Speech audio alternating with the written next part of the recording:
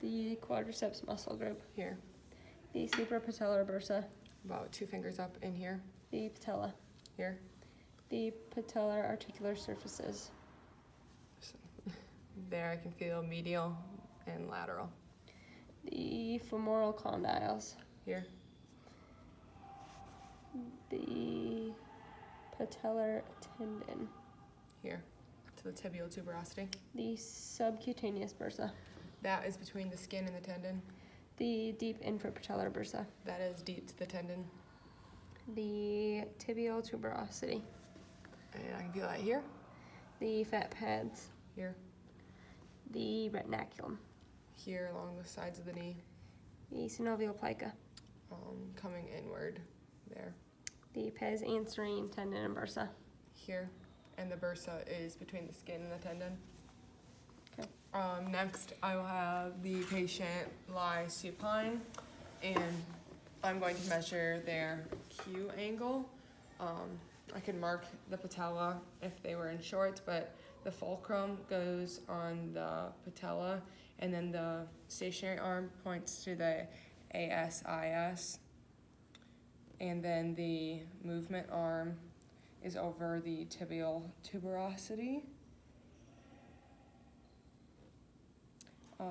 She's about 17. Normal is 18 for females and normal for males is 13.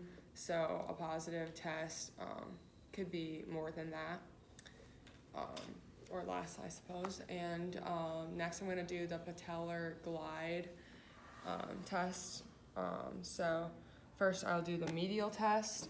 For this as well, my patient would be supine. And I would test the Q angle bilaterally as well as all of these special tests.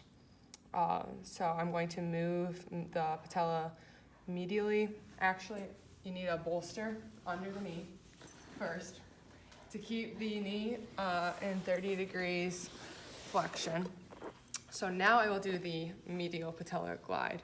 So I'm going to push the patella medially, and it should move about half of its width. And a positive test would be hypermobile or hypomobile. Hypermobile would mean it's moving too much, and that would be laxity of the lateral restraints, the lateral retinaculum and IT band. And then if it was hypomobile, it wouldn't be moving enough, and that would be tightness of those same lateral restraints. So now I'm going to do the lateral patella glide, so pushing laterally again, it should move half of its width. If it positive test would be hypermobile or hypomobile again.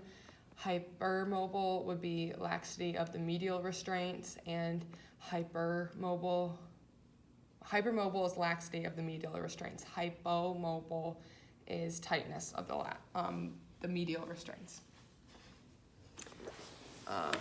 For the apprehension test, again, patient would be supine, and I'm going to move the patella again laterally.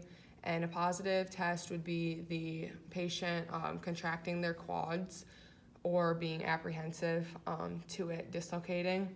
And this would be laxity of the medial restraints again, and the medial retinaculum there, and they'd be apprehensive that it was going to dislocate.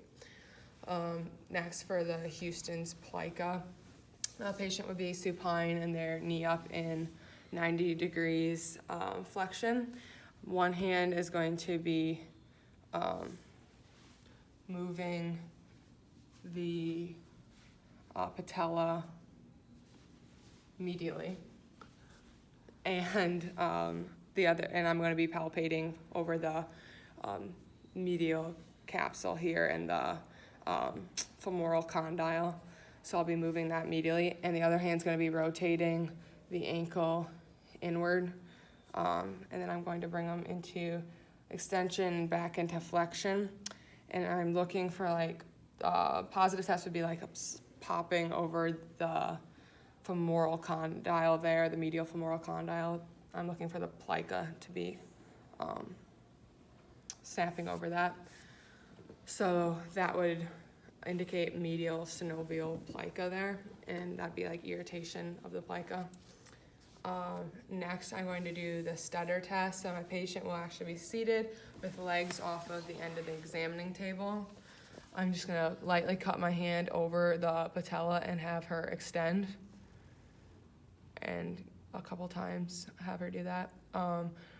A positive test would be irregular motion of the patella. It typically like moves like a J, so if it was irregular motion or stuttering of the patella, that would be synovial plica syndrome as well. And then lastly is Clark's sign. For this one, she'll be back supine again. The web space of my hand will be like right over the patella, pushing down on the quads, and I will have her contract her quads. And if positive test would be pain, or she'd be unable to hold that contraction, and that'd be chondromalacia patella, and that would deal with the cartilage under the knee. And all those would be bilateral.